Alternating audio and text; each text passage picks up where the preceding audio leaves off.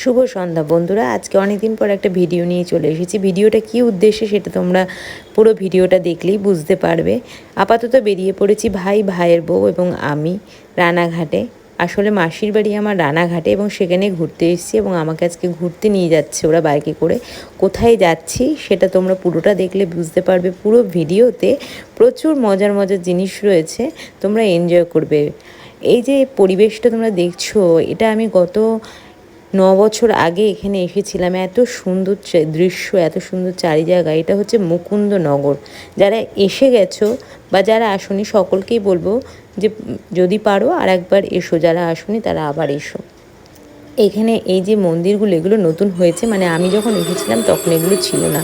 আর যখনই এসেছি বন্ধুরা, দেখছি অলরেডি মন্দিরে আরতি হচ্ছে। খুব সুন্দর সময়ে এসেছি।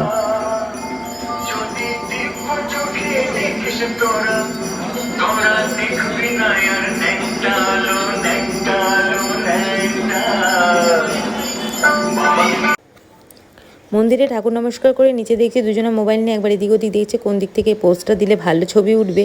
তো সেই চেষ্টাই চলছে। যাই হোক করে 2-3টে ছবি আমরা ভাই বোন মিলে এবং ভাইয়ের বউ সঙ্গে করে তুলে ফেললাম। ভাই বললো চল, সাইড দিয়ে একটা রাস্তা আছে, ওখান দিয়ে নিয়ে যাবো তোকে গঙ্গার ধারে। আসলে এটা মুকুন্দনগরে গঙ্গার ঘাটেই এসছিলাম। তো এটা মন্দিরগুলো আগে যেগুলো দেখলেন এগুলো নতুন তৈরি হয়েছে। এরপরের মন্দিরটা আমরা আপনাকে নিয়ে যাব, যেটা হচ্ছে মেন মন্দির। কিন্তু তার আগে বললো একটু চল গঙ্গায় হাত পা ধুয়ে নেবো। তো আসলে গঙ্গার ঘাট রয়েছে, কিন্তু এখান দিয়ে ভাই নামাচ্ছে কারণ একটুখানি ওর এইসব রাস্তাগুলো বেশি ভালো লাগে। এবং সত্যি বলতে বন্ধুরা, যদি পড়ে যায় মাথা কেন অনেক কিছুই আমার ভেঙে চুরে যেতে পারে। তো যাই হোক, পরিবেশটা খুবই ভালো। এখানে সবাই আড্ডা মারে গঙ্গার ঘাটে। ভাই তো সোজা গঙ্গায় নেমে চলে গেল পা হাত পা ধুতে। ও বারবারই বলছে খুব আরাম লাগছে, আমি গঙ্গা থেকে মনে হচ্ছে উঠবই না। একটা নৌকো রয়েছে, এই নৌকো করে সবাই ওপার দিয়ে ঘুরতে যায়, 50 টাকা করে ভাড়া নেয়। তো দাদু বলল যে এখন তো বন্ধ হয়ে গেছে, যাবো না। যদিও আমরা যেতাম না, তবু একটু দরদাম করেছিলাম যে কীরকম টাকা পয়সা নেবে। অন্ধকার যদি না হতো তাহলে অবশ্যই যেতাম। যাই হোক, পিছন পিছন ভাইয়ের বউ চলে গেল, বলল যে না না আমিও একটু যাই। সত্যি কথা যা গরম, আমরা আসলে মেন কথা হাওয়া খেতেই গেছিলাম, কিন্তু আজকে এত গরম, একটুও হাওয়া নেই জানেন তো। পুরো মানে পুরোটাই গরম গরম, মানে একটা গুমোট গরম পড়েছে যাকে বলে। যাই হোক, আমিও আর লোভ সামলাতে পারলাম না, একটুখানি গেলাম। তো উঠতে ইচ্ছা করছিল না, কিন্তু কিছু করার নেই, উঠতে তো হবে। আসলে এখন হচ্ছে না ভাটা চলছে, না হলে এইরমভাবে আমরা নামতে পারতাম না। ওই যে পাথরগুলো দেখছেন ওই অবধি গঙ্গার জলটা চলে যায়। গঙ্গার জল কত অবধি যায় ওটা দেখতে গিয়ে ভাই বললো একটুখানি ঘটি গরম খেয়ে নি, কেন ওখানে বসেছিল। যাই হোক, 3জনে ঘটি গরম খেয়ে মেন মন্দিরের দিকে রওনা হলাম। মেন মন্দিরটা আগে আমি 9 বছর আগে যখন এসেছিলাম তখন ছিল। তো আমরা জানি তো দোকানপাটগুলো এরকমই ছিল। তো জানেন তো এত গরমেও এত লোকজন সেটা আশা করিনি। অনেক লোকজন এসছে, শীতকালে অনেক ভিড় হয়, কিন্তু এখনও দেখছি বেশ ভালো লোকজন। তা আমার ভাই একটু মজার মানুষ, বলছে দেখ কত অ্যানিমেল আছে। আমি বলছি অ্যানিমেল? বলছে ওই দেখ হাতি, তারপরে ওখানে সামনে দিয়ে কত জিরাফ রয়েছে। আমি বলছি সত্যি তো তাই, কেন এগুলো আগেও ছিল, কিন্তু ও যে এমনভাবে বলবে সেটা আমি বুঝতে পারিনি যে অ্যানিমেল মানে সত্যিকারের বোধহয়।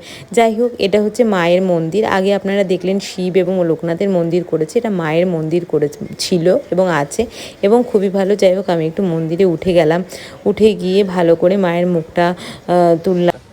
এবার ভাই কি বলছে শোন। তুই কি পুরনো ধূপকাঠি নিভিয়ে জ্বালাচ্ছিস?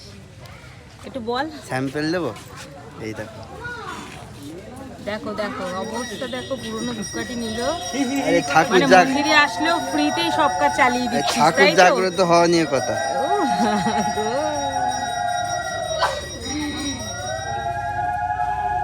কম পয়সায় কাজ ছাড়া কাজ, কম পয়সায় কাজ ছাড়া।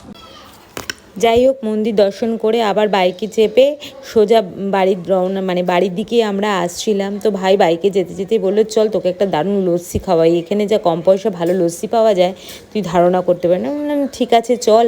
কিন্তু আপনাদের দিনের বেলার দৃশ্যটা দেখাতাম তাহলে বুঝতে পারতেন, চারিদিকে সবুজ। যাই হোক, চায়ের আসর বলে একটি দোকান আছে রানাঘাটে, জানি না আপনারা জানেন কি না, খুব ভালো লস্যি বানায়। লস্যিটা এত ঘন এত টেস্টি, বলার মতো না। কি করছিস ভাই?